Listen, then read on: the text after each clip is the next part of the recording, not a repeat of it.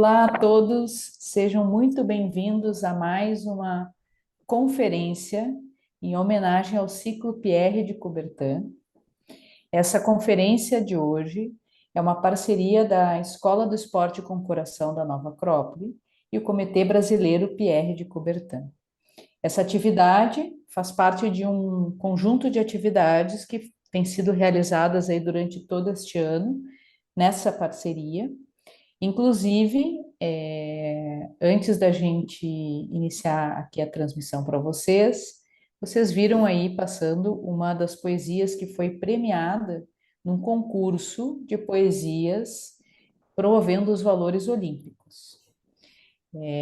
Na nossa conferência de hoje, nós temos então três convidados que estarão conosco.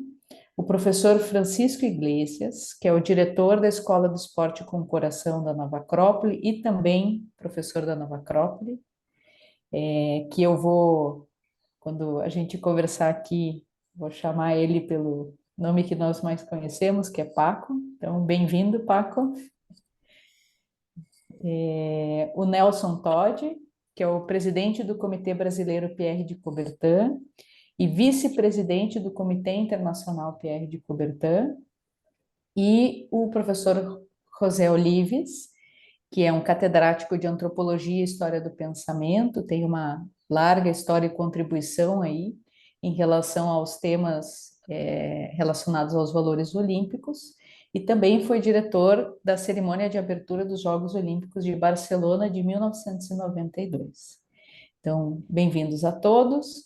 A gente vai seguir com a nossa conferência aqui, trazendo algumas perguntas para a gente tratar um pouquinho, em especial, sobre o tema dos aspectos simbólicos, né, e históricos em relação às cerimônias, né, as cerimônias de abertura dos Jogos Olímpicos.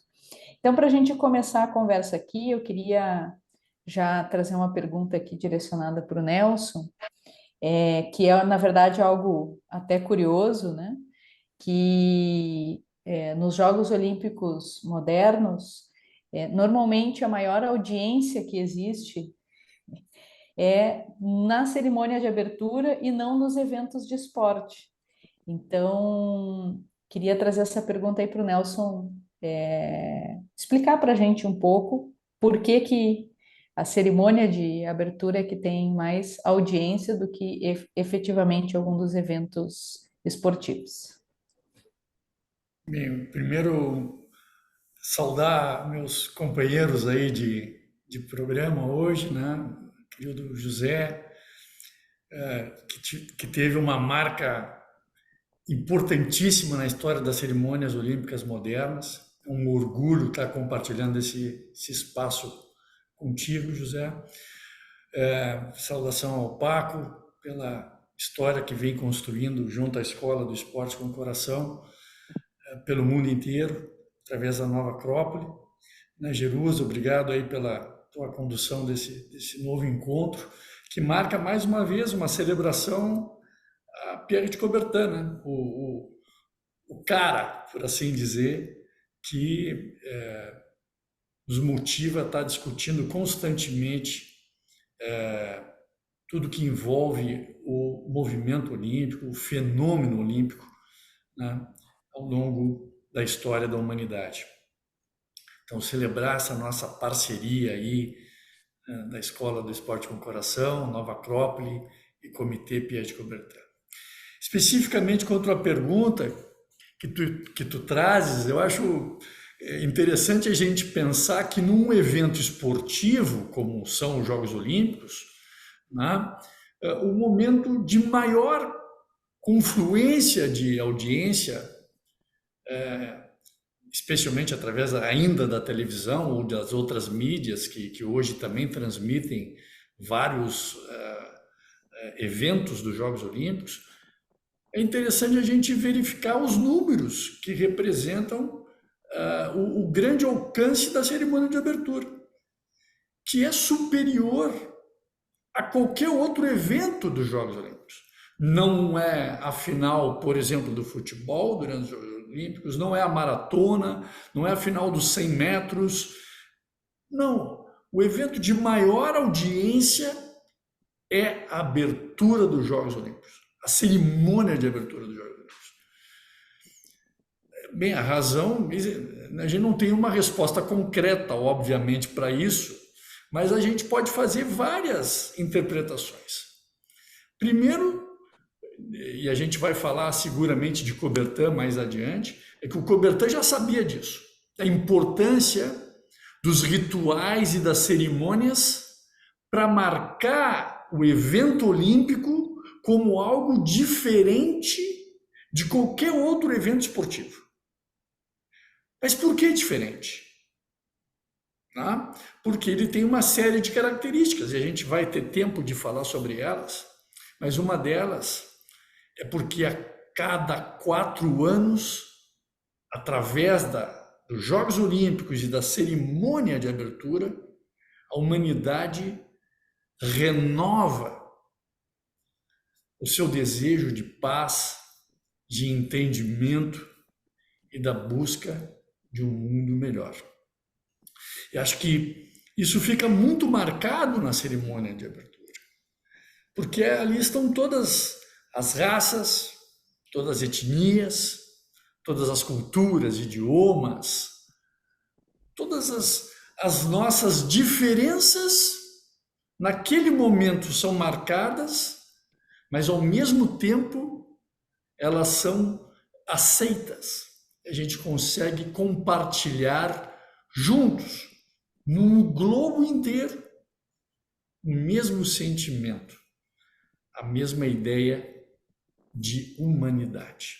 E eu acho que esse é o elemento que justifica, né, essa grande audiência.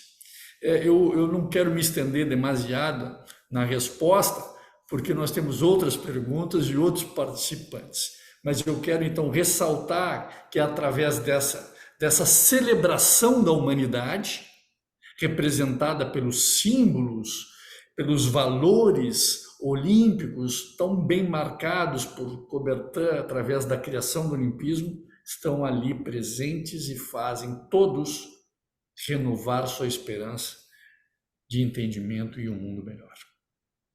Legal. Obrigada, Nelson, por nos introduzir aí ao nosso tema de hoje. E dentro justamente desse aspecto que você comentou, né, do aspecto simbólico, né, de uma cerimônia, eu queria daí já passar aqui para a gente trazer o Paco para conversar conosco, para falar um pouquinho sobre a importância dos símbolos dentro de uma cerimônia, né? Qual é o valor da gente ter símbolos dentro de uma cerimônia? Sí. Hola, Jerusa, ¿qué tal? Muchas gracias nuevamente por la invitación. Encantado de estar con Nelson nuevamente. Es un privilegio poder estar al lado de Jaime Olives, que para mí he visto vídeos suyos, no lo conozco personalmente, pero creo que es una persona que está dejando huella en este siglo XXI y creo que está haciendo una labor maravillosa. Espero poder seguir en contacto con él a través de WhatsApp, aunque sea. Y bueno, pues sobre la pregunta que me haces, es muy importante entender qué es un símbolo. Porque lógicamente en las ceremonias olímpicas y en la vida en general estamos rodeados de símbolos. Es importante no confundir un símbolo con una señal o un signo. O sea, por ejemplo, si vemos una señal de prohibido el paso circulando con el automóvil, eso es una señal, un signo si queremos llamarlo. Pero un símbolo es algo mucho más profundo.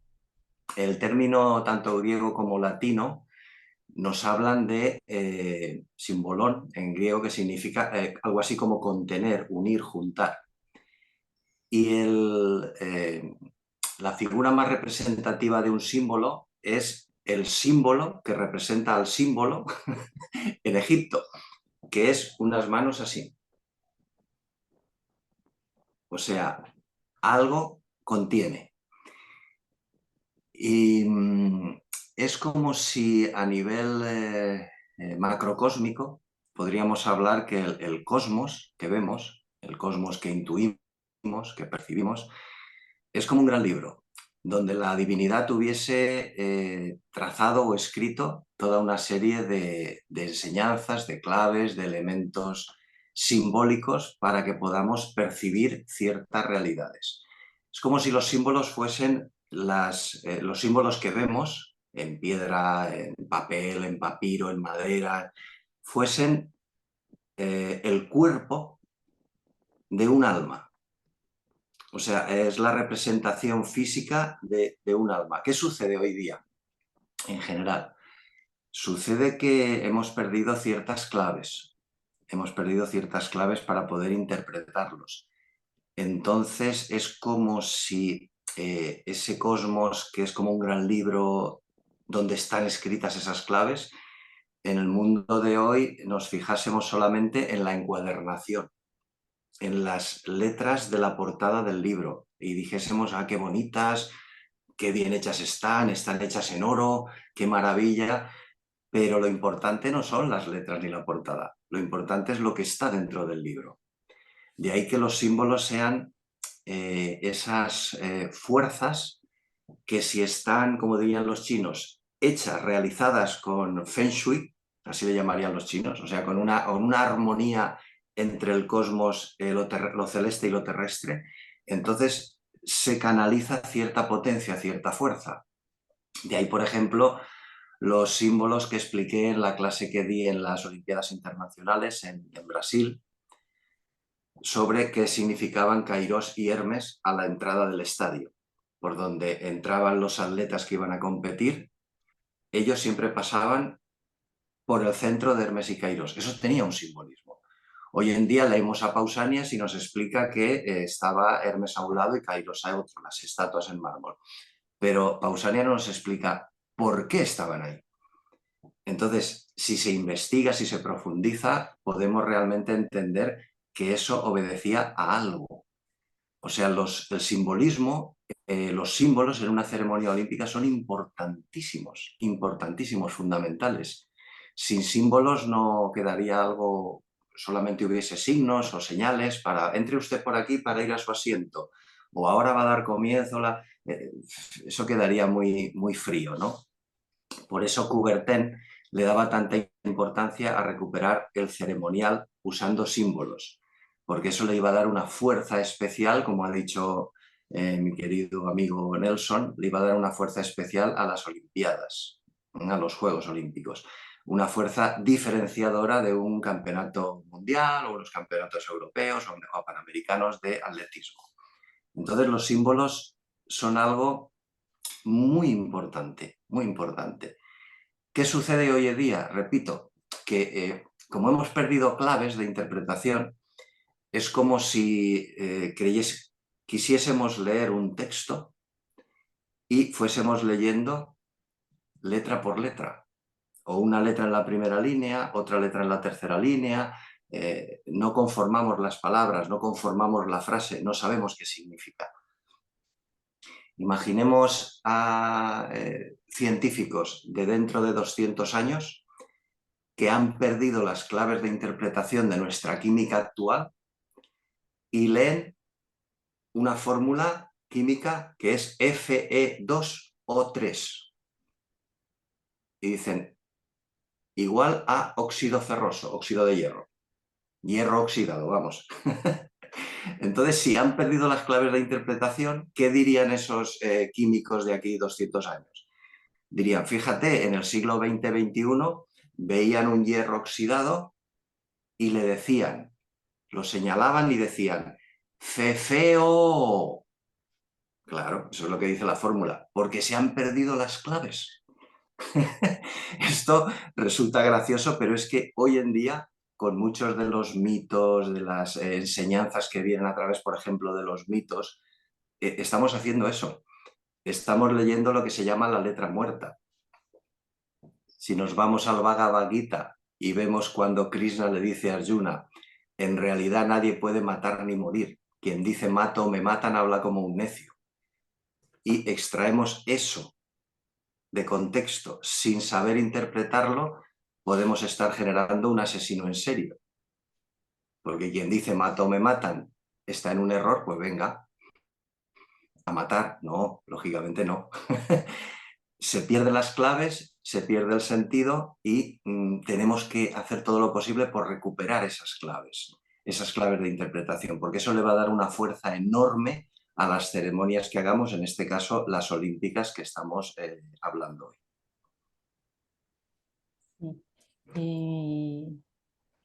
E muito obrigado, Paco. Graças. E agora vou cambiar para espanhol para hablar com José Olives e buscando essas chaves de interpretação, vamos a buscar a Hércules, el fundador mítico dos Juegos Olímpicos Clásicos. E eu queria perguntar a José como a história deste herói de Hércules se conecta com a história dos Juegos Olímpicos da Antiguidade e qual é a importância desta relação simbólica. Muy bien, muy buena pregunta. Ante todo, saludar a mis compañeros Nelson y Paco, que no tenía el gusto de conocer, y también agradecer a Jerusa esta labor de coordinación para una empresa bonita, hermosa, que tiene que ver con conectar el deporte, los juegos deportivos, con el alma. O sea, entender que no solo son competición, como hoy día se cree, no solo es competir y conseguir un trofeo para fines, yo que sé, profesionales o simplemente para satisfacción individual de uno, sino que detrás del deporte olímpico hay algo más, que es el desarrollo de la persona humana en un sentido trascendente. Y claro, Hércules es una figura fundamental, un símbolo, como acaba de explicar Paco, que nos significa a nosotros mismos.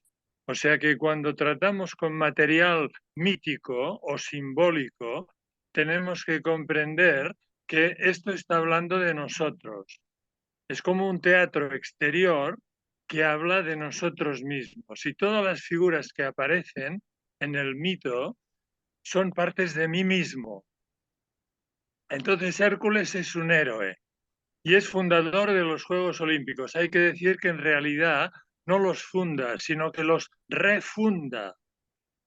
Porque estamos hablando Hércules el segundo milenio antes de Cristo.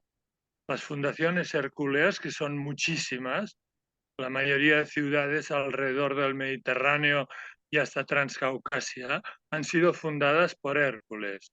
O sea, que Hércules es un nombre muy grande que se refiere a, digamos, a un colectivo, a una escuela espiritual.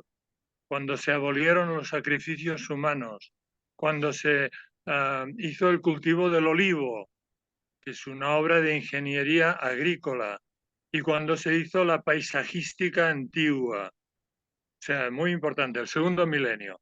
Pero los juegos habían sido fundados antes por Pélops, según la leyenda. Y también es muy interesante la mitología de Pélops. O sea que Hércules lo que hace es refundar unos juegos que se habían quedado como desactivados durante siglos, porque Pélops es mucho anterior, ¿no?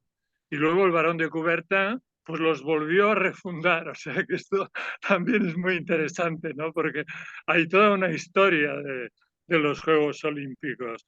Y nosotros los modernos pues intentamos lo que podemos con todo esto, pero ligándonos con el origen, ¿no? Con esta idea hercúlea, que es una idea de desarrollo humano en un sentido completo, amplio, espiritual.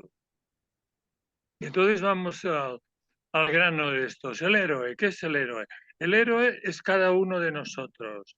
En la historia mitológica aparece como hijo de un dios y de una mortal. En el caso de Hércules es hijo de Zeus y de Alcmena, que es una mujer mortal. Entonces esto hay que entenderlo simbólicamente, como decía Paco. O sea que nosotros tenemos una parte mortal que es nuestro cuerpo y nuestra psique individual, o sea, nuestro sistema de pensamiento, nuestros recuerdos, nuestras emociones, nuestra paleta emocional y tal, todo esto configura nuestro ser individual, o sea, lo que podríamos llamar persona, que significa como una careta, como una máscara que tenemos para podernos expresar en el mundo. Pero esto no es lo que somos. Lo que somos es algo mucho más bello, más grande, más pacífico, más bondadoso y más expandido. Que esto es lo que llamamos divino y que se expresa con símbolos porque no tiene forma, pero lo podríamos llamar hoy día conciencia. Conciencia presente, aquí y ahora. Es lo que nos pone juntos a todos. Es lo que nos junta en nuestro interés por aprender, por saber, por evolucionar, o sea, por poder identificarnos con eso tan bueno que intuimos que es la vida y que somos nosotros mismos en profundidad. O sea que esto es lo que nos hace hijos de Zeus. Zeus, que de aquí esta palabra Zeus griega viene Deus, Deus, Dios. O sea que, claro, la mitología griega aparecen muchos dioses, ¿no? Zeus, Hera, Venus, Marte, etcétera, pero que hay que entender que todo esto son aspectos de esta misma energía primera, de esta conciencia que lo crea todo y que lo está creando ahora mismo aquí donde estamos nosotros, ¿no? O sea que Hércules nos está hablando de esta conexión entre una parte humana que lucha, que quiere progresar, que quiere ganar una carrera, ¿no? Que quiere tirar el arco bien y apuntar como el mejor, y luego una parte divina que está por encima de todo esto y que es el objetivo de su conquista. O sea que todos los juegos son trabajos, son pasiones, son maneras de canalizar la energía humana para llegar a una meta que lo trasciende todo. Y esta meta que lo trasciende todo es divina, es nuestro ser inmortal, porque sabemos que los héroes, ¿qué hacen? Conquistan la inmortalidad. Llegan al final. En las carreras olímpicas, por ejemplo, ¿qué había en el final de la carrera? Siempre había el altar de Zeus, el altar. Allí se terminaba la carrera. Y el altar, cuando oímos la palabra altar, tenemos que comprender que se trata de la inteligencia del corazón, el fuego encendido. El altar no es la mente, es el corazón. O sea que entonces el trabajo hercúleo, sabéis que Hércules está asociado a unos célebres 12 trabajos, que pasa, 12 significa siempre todo el zodíaco entero, 12 significa todas las partes, todas las facetas de nuestra vida, una totalidad. El 12 son 3 cruces, ¿no? Delante, detrás, izquierda y derecha, 3, ¿no? 3 cruces, 3 por 4, 12. El 12 indica una totalidad, o sea, los trabajos de Hércules son nuestros trabajos en la vida, porque para conseguir esta belleza que somos, para darnos cuenta de lo divino que hay, que somos, para darse cuenta de esto, hay que hacer todo un camino, que se podría decir es un juego, es el juego de la vida. Y en este juego, si lo hacemos con buena intención, como hace un deportista que se entrena cada día, ¿no? que quiere conseguir aquello y que tiene que lidiar con todas las dificultades, ¿no? Con las, digamos, rivalidades con los compañeros, con las dificultades de una y otra cosa, con lesiones, con accidentes. O sea que el deportista tiene que emplear una disciplina tremenda para llegar a su meta, ¿no? Pero esta meta es pacífica, está más allá de todo problema, está más allá de toda lucha. Esto es muy interesante porque fijémonos que a los Juegos Olímpicos iba la nobleza, iban los reyes con sus caballos, con sus comitivas, con sus tiendas de campaña de todos los sitios de la Hélade y se juntaban en el santuario de Olimpia cada 4 años. Y allí intercambiaban, podéis imaginar, eran reyes y gente pues cortesana, gente valiente, porque la idea de la nobleza es la idea de la valentía, de enfocar la vida como una empresa que vale la pena, que es bonita, que es para algo, que no es una tontería y tampoco simplemente es para ir tirando y pasarlo bien y como se nos vende ahora, que parece que la vida sea como un parque de atracciones. No, no, la vida es para un trabajo muy interesante, ¿no? Un trabajo de reconocimiento de lo que somos. Y entonces los Juegos Olímpicos eran para toda esta gente aguerrida, valiente, a veces demasiado apasionada, porque se peleaban entre ellos y tenían amores y rivalidades y traiciones amorosas. Bueno, todo lo que es la mitología, que todo el rato es tremenda la mitología, ¿no? Pero todo esto conste que es para conseguir la paz, para conseguir la paz. O sea, que hay que hacerlo bien. Y se podría decir que la vida de Hércules es un continuo trabajo, un continuo pacificar las naciones, poner formas de gobierno que fueran pacíficas, matar a los tiranos, está dicho con un lenguaje muy, muy duro, ¿no? O sea, todo esto para al final llegar a lo que llaman la apoteosis.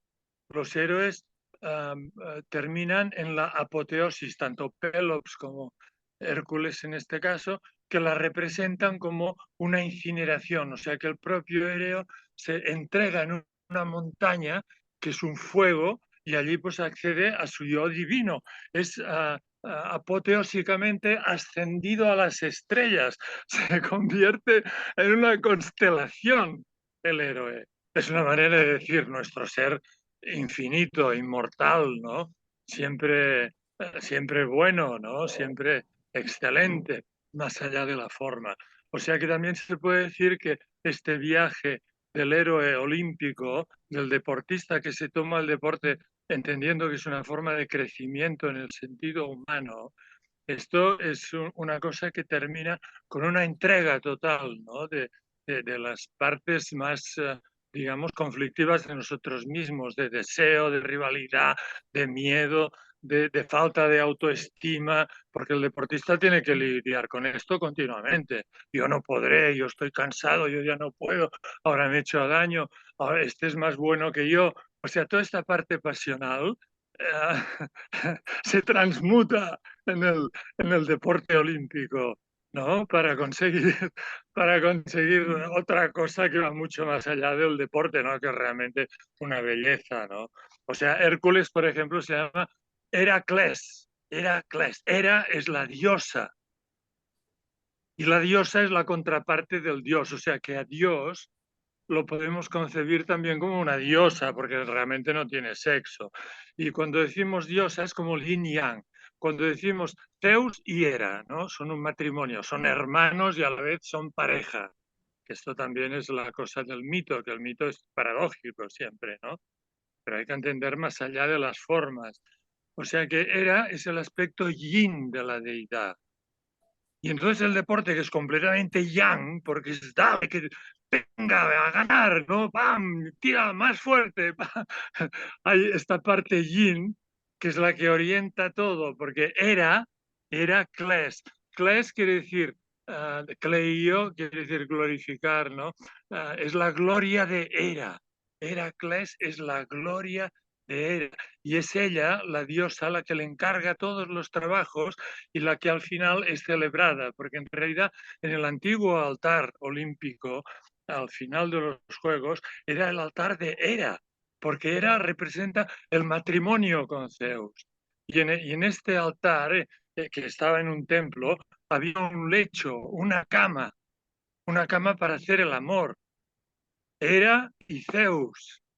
O sea que eran como una ceremonia nupcial realmente. El altar de Hera y Hércules es Heracles es la gloria de Hera, es el que ha cumplido los trabajos que ella le encarga, ¿no? De una manera como muy, muy dura, de esta manera que mandan las mujeres siempre, ¿no? Venga, venga, venga. Y al final, al final esto se, se culmina con una apoteosis, o sea, con una trascendencia total de esta parte humana, ¿no? Entonces hay que decir que los mitos siempre cuando los estudias, cuando los lees, cuando te enteras, por ejemplo, los espectadores viendo las ceremonias y tal, pues les llega una parte muy pequeñita, siempre nos llega una parte pequeñita, porque los mitos o los símbolos son como un iceberg, ¿no? Flotando en el mar, que solamente entiendes una pequeña parte y todo lo demás está allí latente. Pero con el tiempo uno va ligando cabos. Si uno tiene interés, con el tiempo los símbolos a uno le van hablando, ¿no? Si tienen las claves. Entonces es muy interesante, porque el mito de Hércules, bueno, entender que Hércules es un símbolo de nosotros mismos, para el que quiera evolucionar, para el que tenga esta nobleza, esta cosa aguerrida del guerrero que quiere conseguirlo, del deportista. Vale, Ah, es todo. gracias. Gracias, José. Bueno, Continuando, então, esse nosso resgate, indo mais ou menos como o fogo, né, a tocha olímpica que vai passando, então, aí de Pélops para Hércules, nós vamos chegar agora no nosso grande inspirador aqui no Pierre de Coubertin, e eu queria perguntar para o Nelson, justamente porque o Pierre de Coubertin era um historiador, né, e estudou e buscou muito, né, em relação a essas tradições antigas para resgatar isso para os tempos modernos, né? E um dos elementos, como o próprio Nelson falou agora no início, é que ele entendia o valor dessas cerimônias, né? E da força simbólica que essa cerimônia tem. Então, eu queria, Nelson, se você aprofundasse um pouquinho mais do que você já comentou ali no início, do que o Pierre de Coubertin via como o significado, né, dessas cerimônias, né, olímpicas, que valores e o que isso o que ele gostaria de resgatar, né, com esse elemento para o mundo moderno.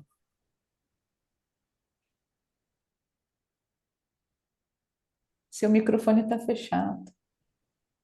Isso é porque às vezes a gente fica tão inspirado pela fala dos colegas que estão presentes, a gente acaba às vezes querendo ficar mudo, né?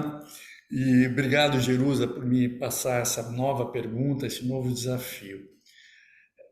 Eu acho que assim, vamos retomar a ideia do primeiro comentário que eu fiz. Coubertin queria diferenciar os Jogos Olímpicos de qualquer outra competição esportiva. Mas tem vários motivos para isso, né? Um deles, um motivo interessante para a gente pensar, é a bagagem cultural, milenar, né, de cerimônias e ritos, que já marcavam, digamos assim, os eventos olímpicos na antiguidade. Então, esse é um elemento importante. Outro elemento importante é o resgate que se faz de uma idealização, né, da formação e desenvolvimento humano, né, através daquilo que o Coubertin passou a chamar de valores olímpicos. Então, esse é um outro elemento que tem que ter presença obrigatória e marcadamente clara durante as cerimônias. E aí, essa celebração, essas cerimônias vão fazer a reunião do esporte e da cultura. E vão ser aquela vitrine, por assim dizer, né, do elemento que marcou a recriação dos Jogos Olímpicos, que era o elemento de uma ideia de paz. Então, essa cerimônia acaba sendo um ritual de união das pessoas, de entendimento, de paz. Então, Coubertin, né, como idealizador desses Jogos modernos, pensou não só na cerimônia, mas de uma série de símbolos que já foram aí também abordados pelo próprio Paco. E esses símbolos era para facilitar a compreensão das pessoas de culturas diferentes, de que havia algo que unia todas essas culturas. Para além das culturas de cada região, a ideia de uma cultura universal. Então, o Coubertin basicamente classificou, criou 4 significados para cerimônias olímpicas, não só para a cerimônia de abertura, para cerimônias olímpicas. Um é o sentido histórico. Por quê? Porque o sentido histórico das cerimônias seria importante para a compreensão da tradição dos jogos, que vinha desde a antiguidade. O outro sentido é o sentido educativo, educacional.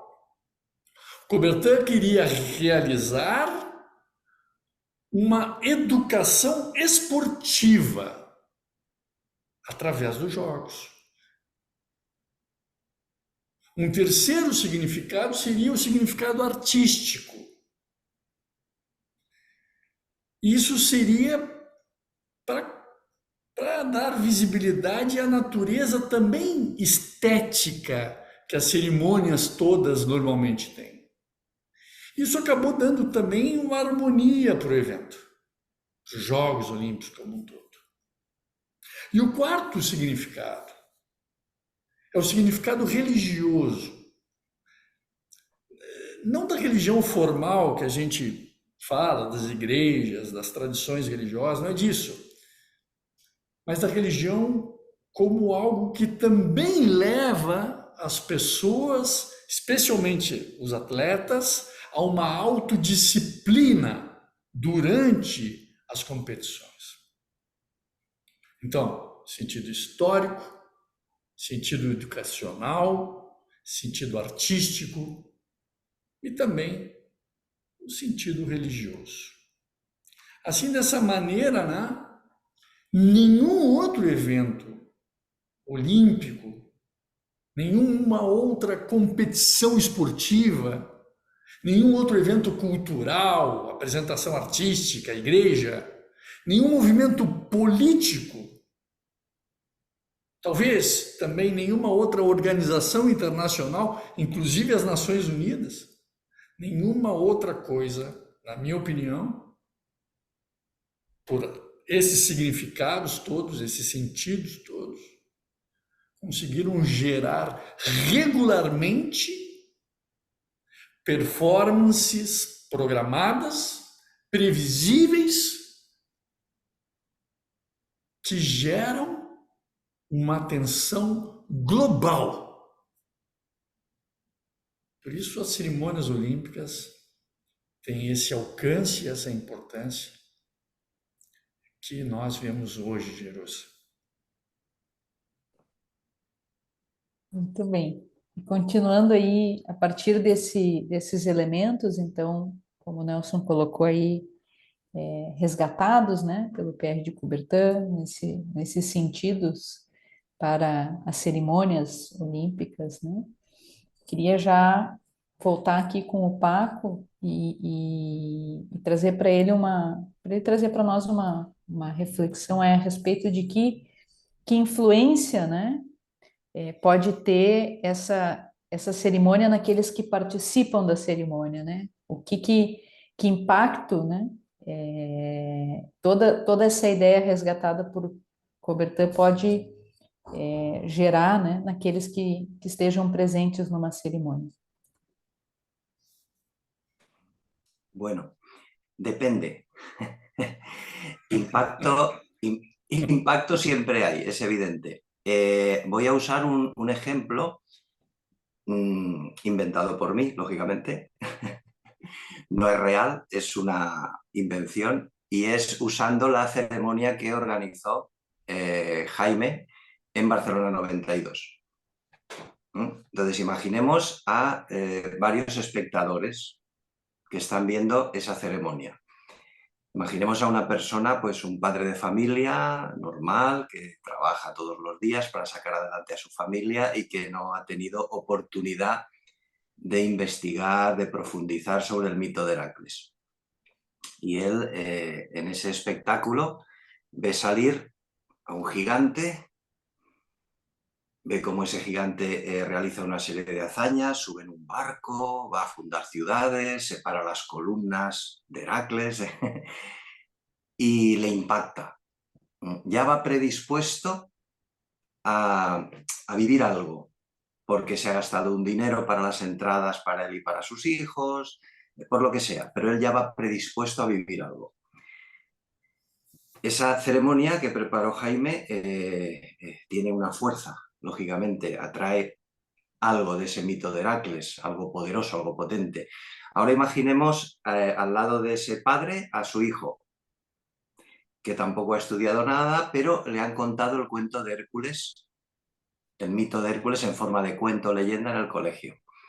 Entonces ese niño ve al héroe y probablemente se imagine a él mismo queriendo ser Heracles.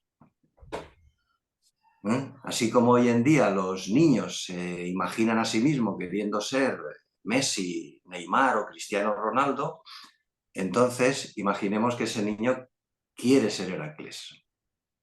Es, digamos, otra canalización de esa fuerza.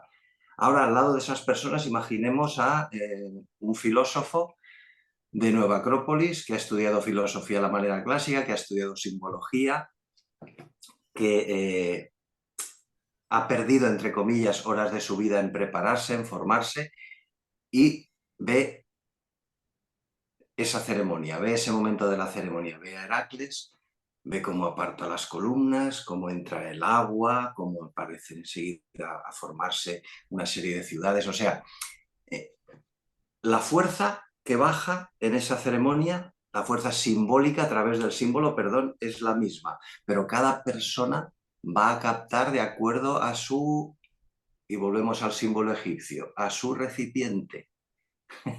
Habrá quien podrá tomar una cucharadita de ese mar de fuerza que trae el símbolo, habrá quien podrá tomar un cubo enorme, va a depender de cada persona. ¿Y por qué esto es así? Porque digamos que nosotros podemos entender las cosas en la vida, las podemos entender a través de la razón. Usando una palabra platónica, podríamos decir que la razón nos ilumina, en el sentido que nos ilumina, que entendemos, vemos claro. Pero encontré una frase que me encantó sobre el tema de la ceremonia y era: el ser humano se ilumina por la razón, o sea, entiende a través de la razón, entendemos, comprendemos, pero se integra al universo a través de la ceremonia. Cuando leí esa frase me quedé impactado, porque dije, ¿esto qué significa? ¿Cómo que nos integramos al universo a través de la ceremonia? Y a través de diferentes investigaciones entendí. O sea, usé también la razón para entender y comprender. Y es que las ceremonias, si están bien hechas, con los elementos adecuados, con buena voluntad y eficacia, atraen una fuerza que es capaz de armonizar los vehículos sutiles que tenemos. O sea, vehículos sutiles me refiero a las emociones, los pensamientos, esa parte invisible, poderosa, que algunas religiones llaman espíritu, otros yo superior, bueno, le dan muchos nombres, pero es capaz de impactar en nosotros de forma que esos vehículos sutiles que tenemos se armonizan. Incluso el heterofísico, incluso el físico. Porque fijaos qué ocurre cuando en el estadio entra el fuego. ¿Qué hacen los cuerpos de todos los miles de personas que están ahí? ¿Se quedan sentados o se yerguen y se ponen de pie? Ajá, se ponen de pie. Y es porque tiene una fuerza enorme si se ha formado, si se ha preparado esa ceremonia con buena voluntad y eficacia. O sea, para atraer esa fuerza que podríamos llamar misticismo, esa fuerza mistérica, que las antiguas escuelas llamadas de misterios dominaban muy bien y sabían cómo, digamos, enseñar a hacer esas ceremonias. De hecho, no tengo pruebas de esto, pero estoy casi convencido que las antiguas escuelas de misterios en Grecia fueron las que fomentaron los juegos. Estoy casi convencido. Lo que pasa es que a nosotros nos ha llegado en forma de mitos. Juegos sísmicos, hay un mito fundacional. Juegos píticos, mito fundacional. Juegos nemeos, mito fundacional. Juegos olímpicos, mitos fundacionales. Ahí no solo hay uno, hay varios. Es increíble. Pero siempre mitos. Y yo estoy seguro que detrás de esos mitos que hoy nos aparecen como leyendas, una especie de cuentecitos para los niños, estoy seguro que ahí detrás estaban las escuelas de misterios que lanzaban una serie de símbolos y unas claves para poder acceder e interpretarlos según la formación de cada uno. Me explico, y ya termino con esto. Si nosotros vemos un fuego, una persona que tiene frío va a ver un fuego y se va a acercar a calentarse porque tiene frío. Si tiene hambre, lo va a usar para cocinar algo para poder alimentarse. Pero si ese fuego lo ve un nomofilaco, que era uno de los guardianes del fuego que llamamos olímpico en la antigua Olimpia, que su misión era custodiar el fuego olímpico, no el físico, sino la idea olímpica. Entonces, si un homofilaco de aquellos tiempos ve un fuego, seguramente su conciencia no va a ser calentarse o comer. Seguramente su conciencia va a entender algo más. Por eso, las ceremonias olímpicas pueden llevar a vivir algo a los participantes de esa olimpiada o esos juegos, o sea, atletas, jueces, público asistente, por supuesto que sí, claro que sí. Pero yo siempre defenderé que cuanta más formación, cuanta más vivencia trascendente tienen los seres humanos, más van a poder vivenciar eso que a través del símbolo se les está dando. Nada más. Graças. Como disse o Nelson, a gente fica encantado ouvindo, até esquece o microfone. Voy a cambiar para español para hablar con José Olives. En esta idea de los símbolos de los Juegos Olímpicos que tenemos hablado hasta aquí, ¿puedes nos hablar un poco cómo esos símbolos tradicionales pueden ayudar a cada uno de nosotros a nos conocer a nosotros mismos? Sí. Los símbolos tradicionales, abundando en todo lo que ya han dicho mis compañeros, en realidad lo que enseñan, lo que nos enseñan es la estructura del mundo. La estructura del mundo es simbólica. Y por tanto estos símbolos ya están funcionando. Funcionan en el alma humana, en nuestra mente, en nuestras emociones, en todo esto, pero también en la estructura del mundo, en la manera como sale el sol y se pone, y la luna, y cómo se mueven las nubes, y cómo crece la vegetación, y cómo caen en otoño las hojas de los árboles. O sea que el dinamismo que mueve todo el cosmos es se describe con los símbolos. Los símbolos son la estructura inherente del mundo. Entonces, cuando esto lo representamos en cualquier ocasión de ceremonias o de teatro o en la conversación, hablando de ello, etcétera, esto se activa. ¿Se activa qué quiere decir? Que cuando uno, por ejemplo, explica 4 cositas sobre Hércules, por ejemplo, esto resuena inmediatamente en uno. Claro, para trabajar con esto hace falta la iniciación, como acaba de decir Paco muy acertadamente. ¿Y la iniciación qué es? Que alguien te diga que esto significa, que esto es importante porque está hablando de ti. Pero aunque no te lo digan, también funciona en cierta manera. O sea que el papá que va con su niño a ver las ceremonias olímpicas, es una cosa que está muy bien representada, muy clara, y dice, anda, qué hermoso, ¿no? ¿Qué tal? Aquello resuena en uno. O sea que solamente ya ponerse en contacto con los mitos, con los símbolos. Y quien dice esto dice los cuentos tradicionales, los cuentos de los niños, ¿no? La Cenicienta, por ejemplo, o el castillo de los 3 dragones. Todo esto es universal. O sea, lo que en español se decía la conseja, que son los cuentos de los niños, son mitos antiquísimos, son restos de ceremonias iniciáticas, de escuelas esotéricas, de la antigüedad remota. Y esto sigue funcionando porque son fascinantes. Hasta hoy han funcionado la transmisión de todas estas historias. O sea que es muy bueno trabajar con estos materiales y al mismo tiempo intentar dar las claves para la comprensión, para saber de qué va todo esto, porque entonces se saca mucho más provecho.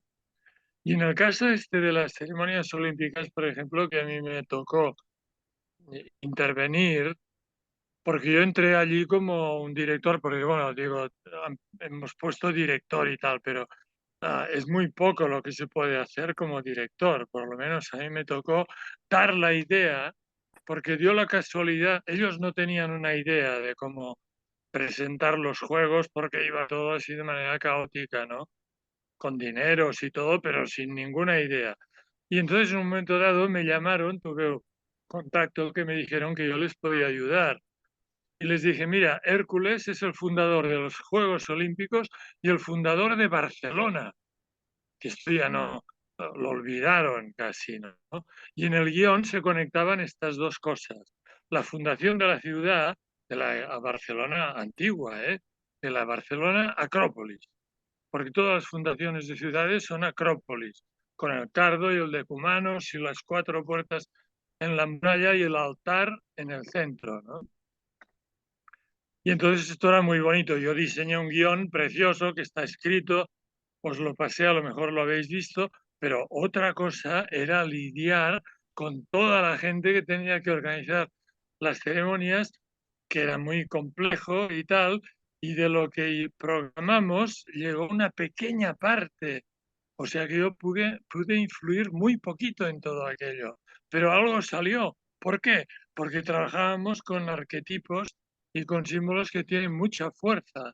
Y entonces, quieras que no, al final pues hay algo en el resultado. Desde mi punto de vista, que era el guionista, pues salió muy poca cosa de todo aquello y se mezclaron cosas que no tenían nada que ver y sobre todo yo tampoco tenía experiencia para ver que lo más importante era controlar la televisión, porque en realidad son los cámaras de la televisión los que sacan los que les da la gana al final. Y muchas veces te sacan cosas que no tocan. O sea, sacaron unos cuerpos ensangrentados y se inventaron una historia de uno que caía del palo de la nave, que esto no tenía nada que ver con el guión original, ¿no? O sea que todo esto es para decir que hay que trabajar con los símbolos y que los símbolos actúan a distintos niveles y en primer lugar yo creo que actúan entre la gente más próxima.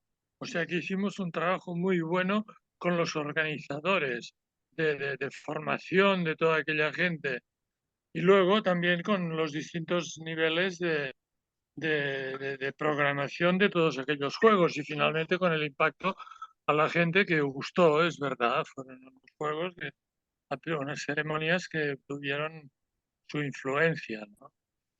Y respecto de esto que decía Paco de la iniciación de los, el origen iniciático de los juegos, yo también creo que es así, porque la carrera fundacional de Hércules, de Heracles, es una carrera que la realiza él con 5 hermanos que los llaman los curetes o los dáctilos. Y son hermanos en el sentido también iniciático, o sea que son compañeros de conocimiento, conocimientos de aprendizaje en una escuela de realización espiritual que el mito la sitúa en el monte Dicte de la isla de Creta.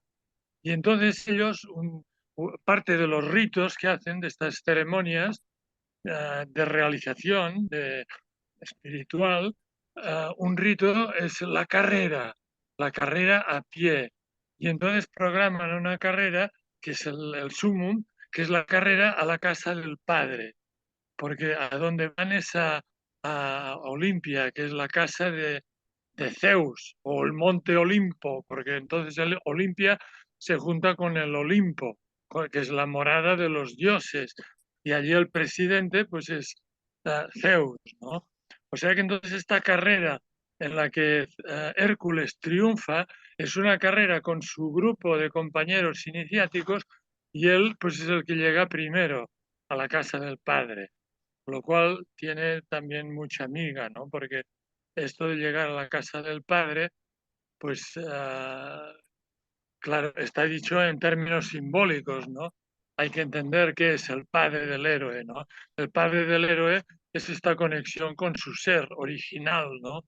Con esta energía primera, con esta conciencia que nos está creando en todo momento, porque no somos nosotros que nos hayamos creado a nosotros mismos, ¿no? O sea que la casa del Padre tiene que ver con este acceso al misterio que somos y que en nuestro corazón podemos reconocer.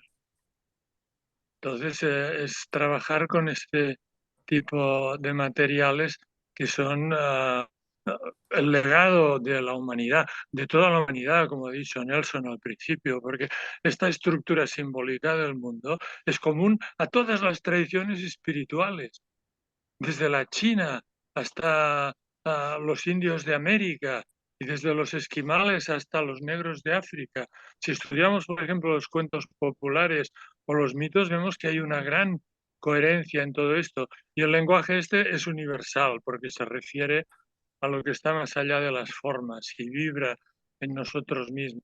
O sea que aquí el barón de Coubertin tuvo el acierto de comprender este tipo de cosas, igual que otro personaje que era Lord Baden-Powell, que estuvo asociado con él y que también hizo una labor increíble con los Boy Scouts. Increíble. Y entonces es muy interesante ver cómo los símbolos pueden ayudar a esta cosa digamos, de enderezamiento de la juventud y de la humanidad, ¿no?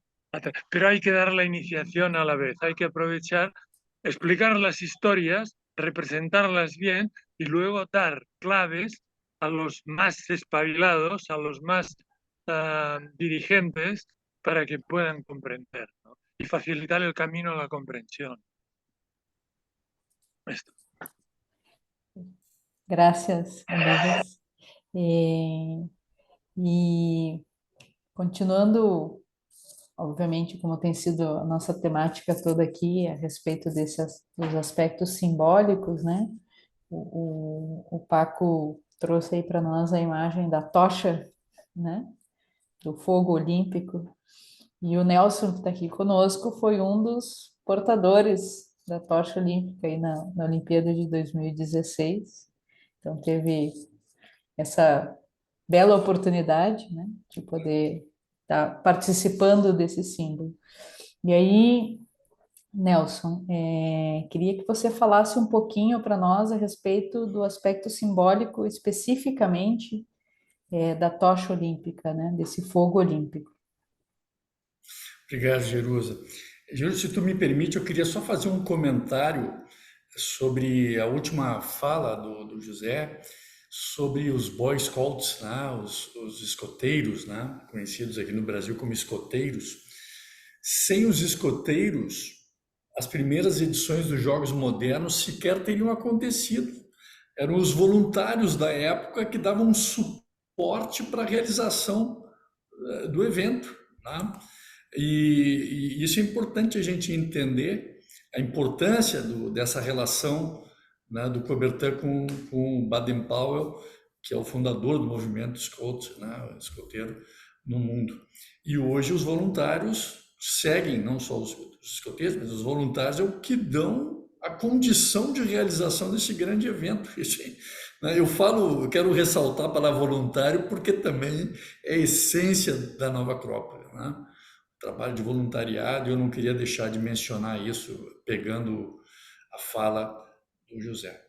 Bem, sobre a questão da tocha olímpica, de fato, né, eu sempre achei um dos momentos mais bonitos dos Jogos Olímpicos, sempre, para mim, era a questão da tocha. E quando eu tive a oportunidade de conduzir a tocha, isso ganhou um significado para mim, assim, ainda mais precioso, né? Mas a origem disso é interessante, não existia um evento semelhante, semelhante, eu quero dizer, em Olímpia, não era exatamente dessa forma. O que se mais se assemelha, digamos, na antiguidade não era em Olímpia, era em Atenas, nos Jogos Panatenaicos, em homenagem a deus Atena, né? E lá tinha uma prova de revezamento, justamente semelhante ao que acontece hoje, né? A tocha de mão em mão, né? Então tinha uma tocha, esse revezamento acontecia justamente com equipes, né? Formada normalmente por 40 atletas, é interessante isso, e cada um deles ficava a cada 25 metros um do outro para percorrer uma distância que ia lá da muralha, né? que fazia a separação do altar, né? do Titã, né? Prometeu, por isso a relação com o fogo já existia aí. E então essa corrida acontecia passando a tocha de mão em mão. O nome dessa competição era Lampadromia, né? Ou Corrida das Tochas. E vencia quem chegasse no final acendendo a fogueira primeiro, né? Como marco de chegada. Então, semelhante a isso é o que acontece hoje. Mas com a mesma ideia, talvez não, né? Eu acho que a ideia do fogo hoje, né, é retomar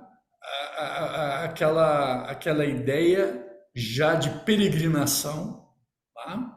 A ideia de juntar, então, o passado ao presente e também ilustrando uma ideia de fé no futuro, e que, né, o Coubertin já pensava nisso, embora não tenha sido ele que criou o revezamento da tocha. Isso foi proposto por Chaldean para os Jogos de 1976, foi o primeiro revezamento de tocha que houve, embora já houvesse cerimônias de fogo antes, na Era Moderna.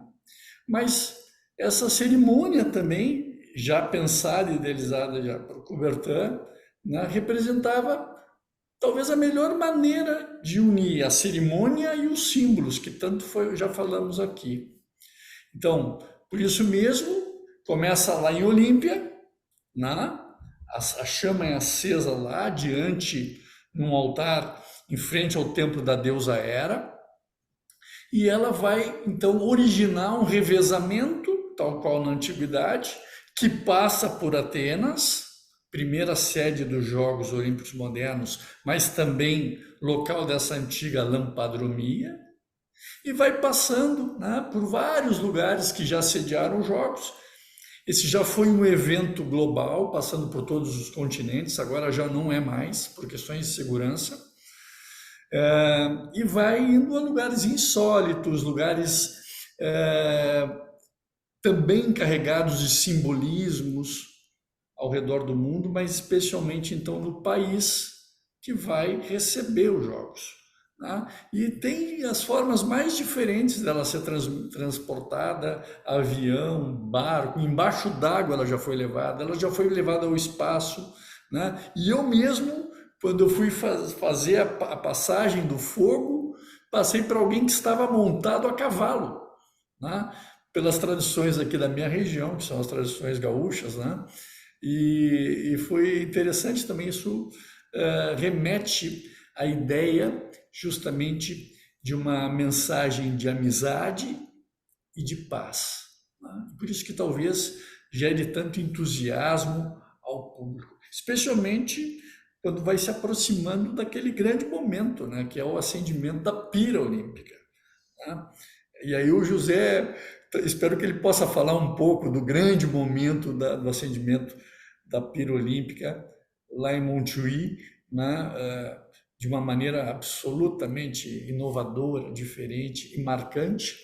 Né? Mas certamente esse é a grande culminância da cerimônia de abertura dos Jogos, porque ela justamente tem essa capacidade de nos fazer viajar no tempo, né?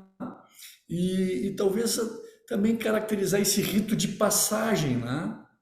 onde milhões de pessoas são levadas numa viagem, né? E essa viagem, de alguma maneira, nos transforma em olímpicos, né? Eu acho que esse é um pouco dessa trajetória, dessa história, que eu não podia deixar de mencionar, Jerusa. Obrigado aí pela oportunidade. Obrigada, Nelson. Bom, vamos voltar um pouquinho aqui com o José, então, Olives, então, vou cambiar para o espanhol. Olives, ¿puedes hablar para nosotros cómo los deportistas y los espectadores se pueden beneficiar de este ejemplo de los Juegos Olímpicos antiguos y de todos los elementos que hablamos hasta aquí?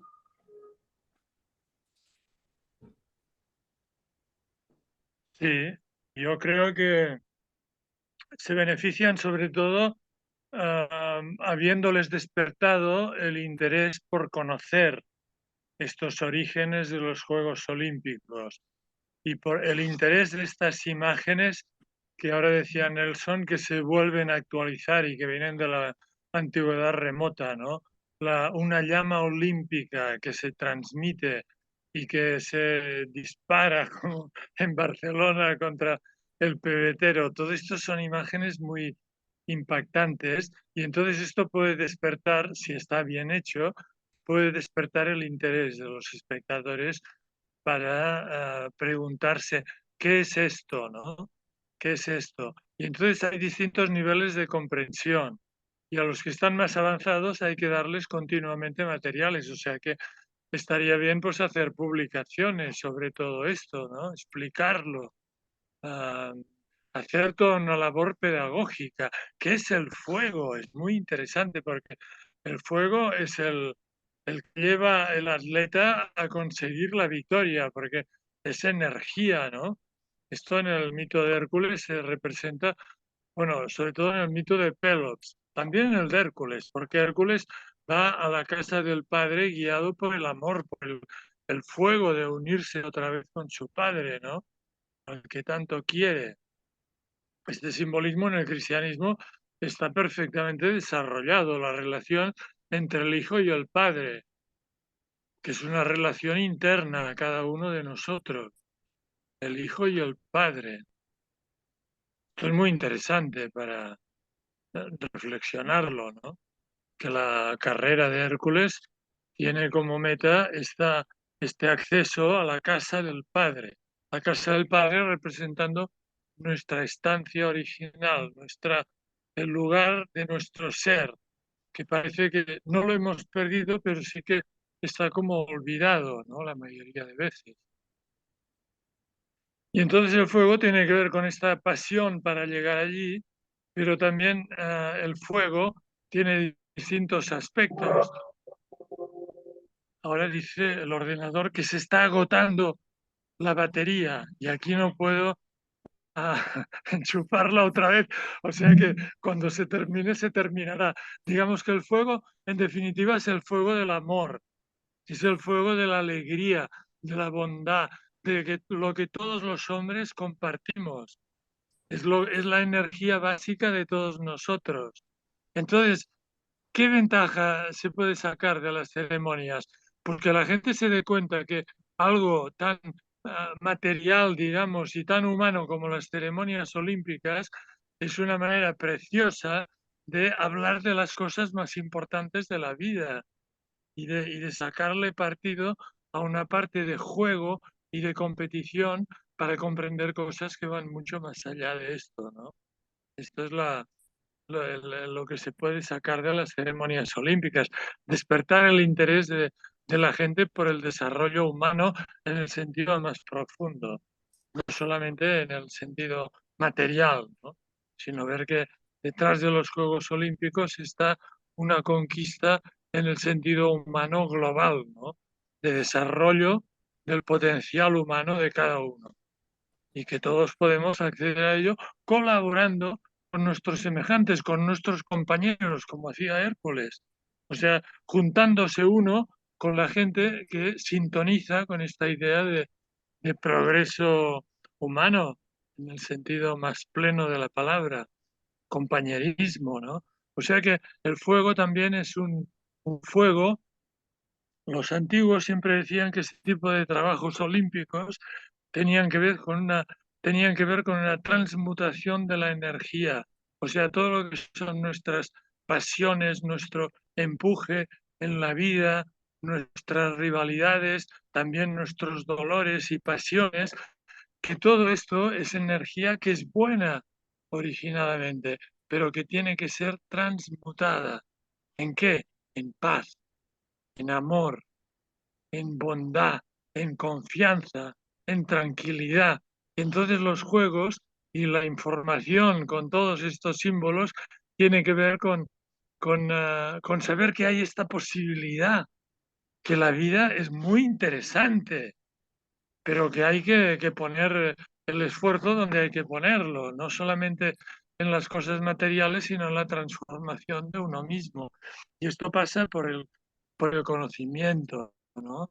Y por el cultivo día a día de, de estos ratos de estudio, de comprensión y de esfuerzo.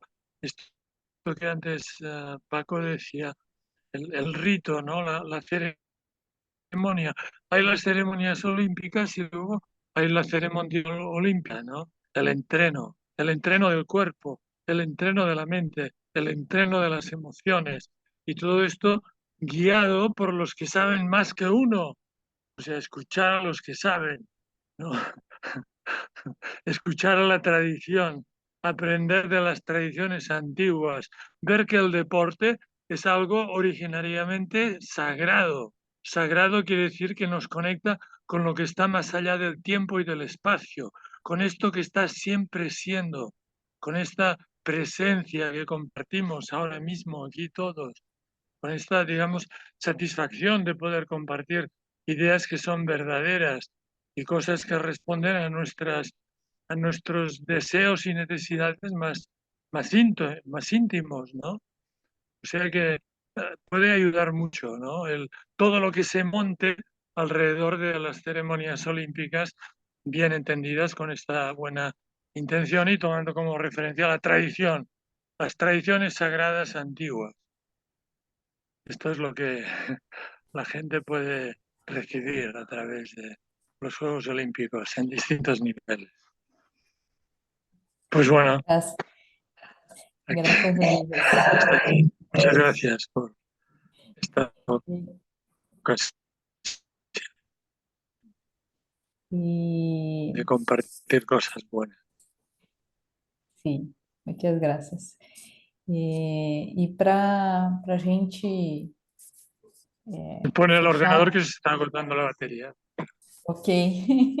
Se sumir, já sabemos o que aconteceu. Para a gente ¿Qué hay que fechar o hacer? Hay que nosso. cerrar, ¿no?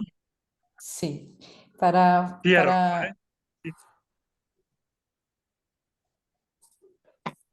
tem Bueno, uma última pergunta para o Paco, para a gente fechar, vale. trazendo justamente esse tema que o Olives comentou agora do desenvolvimento humano e da educação, como a cerimônia está relacionada, aí trazendo um pouco para o terreno da filosofia, né? Como a cerimônia tá relacionada com a proposta de educação de Platão, né? Que fala de música e ginástica. Como é que a gente pode conectar essas ideias? Bueno, antes de comentar brevemente lo que me preguntas, por si a José se le acaba la batería del ordenador, José, decirte que ha sido un verdadero placer para el alma el conocerte a través de este ratito de comunión que hemos tenido entre Nelson, tú y yo y Jerusa. Y bueno, pues ya te escribiré si te parece bien algún WhatsApp, algún mensaje, porque me encantaría poder seguir en contacto contigo. Ha sido fantástico poder conocerte. Igualmente. Gracias. De nada, hombre, ha sido un placer. Y bueno, sobre lo que me pregunta Yerusa, lo que llamamos educación platónica basada en música y gimnasia, no hay que olvidar que Platón, él a su vez recogió elementos anteriores, por ejemplo de los pitagóricos. Él gastó toda la fortuna que sus padres le habían heredado de sus padres, que era mucha, la gastó prácticamente toda en unos manuscritos de enseñanzas pitagóricas. Entonces, pues lo que llamamos educación platónica es muy antiguo, muy antiguo. Pero básicamente habla de música y gimnasia. Entonces las ceremonias, resumiendo, formarían parte de lo que Platón llamaba la música. Porque cuando él hablaba de música, recordemos que no se refería solo a una de las musas, que es la música como la entendemos hoy, sino que se refería a música, eran las 9 musas, que hoy serían bastantes más, con todas las ramas del conocimiento y el saber humano que tenemos. Y la gimnasia era la parte gimnástica, que estaba constituida por deporte, higiene y alimentación. No olvidemos que los que llamábamos en la antigüedad paidotribos eran entrenadores médicos, médicos entrenadores. O sea, conocían mucho de higiene y alimentación, aparte de técnicas deportivas. Entonces, por poner un ejemplo, en las Olimpiadas que hemos organizado en julio de este año, en Brasil, Olimpiadas del Voluntariado, organizadas por la Escuela del Deporte de Nueva Acrópolis, que Nelson estuvo presente. Y José, en las próximas te voy a invitar para que vengas, ojalá, y sea posible, para que veas lo que hacemos y nos enseñes muchas cosas. Porque como tú bien dices, hay que aprender de los que saben y evidentemente tú sabes muchísimo y estaremos encantados. Entonces, si recordamos cómo eran esos días, digamos, de esos juegos que llamamos Olimpiadas del Voluntariado, veremos que se intercalaba lo más armónicamente posible música y gimnasia, música y gimnasia. Todos los días había armónicamente intercalados los dos elementos. No solo había competiciones, había ceremonias de entrega de medallas, ceremonia de apertura, ceremonia de purificación del estadio, en medio de todas las competiciones. Y por la noche, recordad que teníamos el pentatlón de las musas, o sea, canto, danza, teatro, cada noche estaba dedicada a una musa y entonces eso también formaba parte de lo que llamamos la música. Entonces, las ceremonias olímpicas, lógicamente, forman parte de lo que Platón llamaba la música, que decía, la música es para el alma y la gimnasia para el cuerpo, pero a corto plazo es la gimnasia para el cuerpo, porque a medio y largo plazo también es para el alma. Porque Platón sabía perfectamente que todo lo que estamos hablando nosotros ahora, que estamos ilusionados con que eso o parte de eso se vuelva a retomar. Recordemos que esos atletas que sobre todo acudían a las Olimpiadas en la época, a los Juegos Olímpicos, perdón, en la época arcaica, porque en la época clásica de Platón, recordemos que ya había decadencia, ¿eh? Recordemos que ya había aparecido el profesionalismo y ya los atletas se dedicaban a vivir de eso. No tenía nada que ver con los juegos sagrados de la antigüedad. Había cambiado mucho la cosa.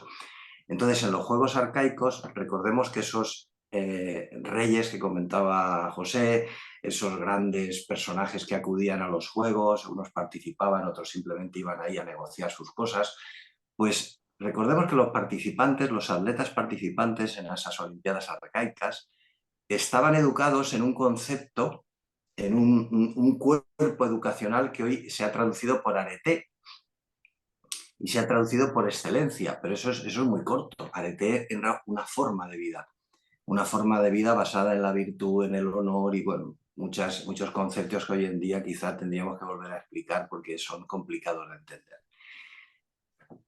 Había todo un cuerpo educacional y lo que llamamos juegos y las ceremonias que en ellos se hacían era una parte de esos juegos.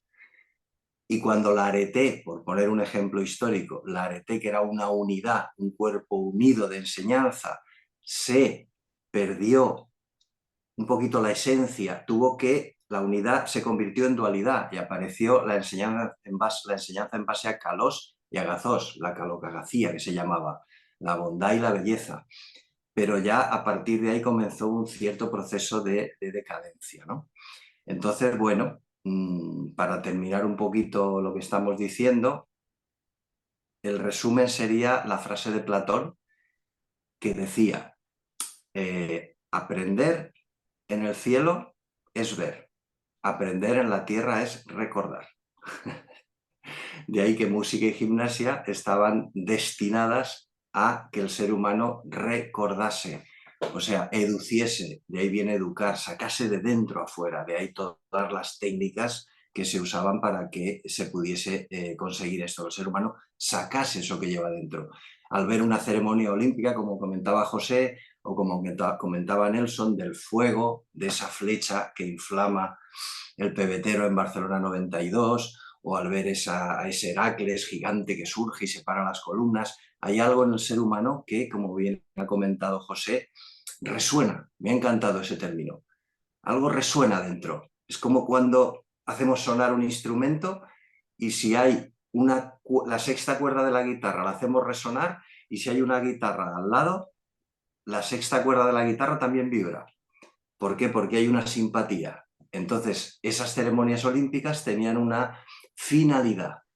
La finalidad era, creo, no puedo afirmar, pero creo que era despertar en el ser humano las fuentes arquetípicas del bien, la bondad, la belleza y la justicia. Creo que buscaban despertar eso en los seres humanos para conseguir que los seres humanos saliesen mejores seres humanos de esos juegos, mejor de lo que entraron. Lo mismo que se buscaba en una obra de teatro antiguo, en un drama, en una tragedia, se buscaba que el ser humano viera algo que le transmutase, le transformase por dentro, de forma que saliese mejor ser humano. O sea, en definitiva, música y gimnasia era un elemento educativo magnífico y las ceremonias olímpicas forman parte de lo que sería esa música platónica. Nada más. Gracias, Paco. Nós poderíamos ficar aqui, eu poderia continuar fazendo perguntas, porque o tema é realmente muito inspirador e eu acredito que todos que estão nos assistindo, com certeza, ou vão buscar depois assistir vídeos de cerimônias de aberturas, né, especialmente aí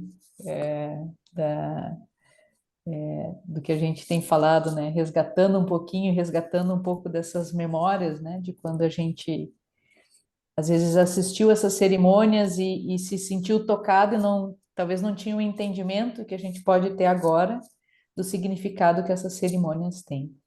Então, eu queria, em primeiro lugar, aqui agradecer a presença do Olives, do Paco e do Nelson, agradecer por terem compartilhado o que eu sei, por já termos conversado em outros momentos, que é uma dedicação da vida de cada um de vocês em entender esses símbolos, em viver esses elementos, né? E poder trazer um pouquinho aqui para nós, para que a gente possa, todo mundo, compreender um pouco melhor, se inspirar um pouco mais e talvez buscar encontrar um pouco desse Hércules, desse Pierre de Coubertin, desse atleta, né? Dentro de cada um de nós. Em busca desse bom, desse belo, desse justo, desse verdadeiro, que é o que realmente inspira, né? Todo o trabalho dentro da Escola do Esporte, o trabalho feito pela Nova Acrópole e também pelo Comitê PR de Coubertin. Então, agradeço a presença aqui dos nossos convidados. A gente fecha esse tema por hoje, mas não fechamos as conversas, a gente vai continuar compartilhando e em breve teremos alguma outra conferência aí para continuar falando um pouquinho mais sobre esse tema. Obrigada e até a próxima. Hasta la próxima. Muchas gracias.